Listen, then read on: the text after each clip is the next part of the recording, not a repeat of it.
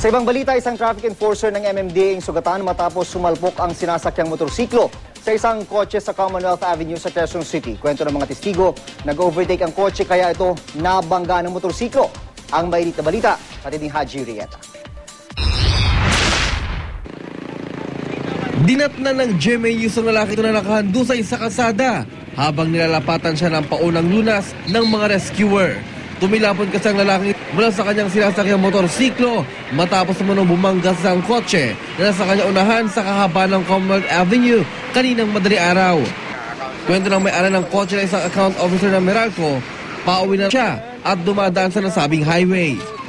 May bigla nilang bumangga sa likod, so nagminor ako.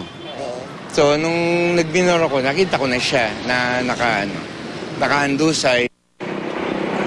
Wasak ang likuran ng kotse umulong sa lakas ng pagkakabangga ng motorsiklo. Ang rider ng motorsiklo na isa palang traffic enforcer ng MMDA ay nakilalang si Romulo Garcia. Agad naman siyang nilagyan ng neck brace dahil sa iniindang sakit sa leeg. Kwento ng mga saksi, nag-overtake ang kotse kaya ito nabangga ng motorsiklo. Depensa naman ng driver. I was cruising na mabagal lang kasi pauwi na rin naman ako. Hindi naman ako dapat magmadali na, so may bumangga na lang. Dinalang rider sa East Avenue Medical Center sa Quezon City. O tuloy na may inimbestigahan ng mga pulis ang aksidente. Haji Rieta, GMA News.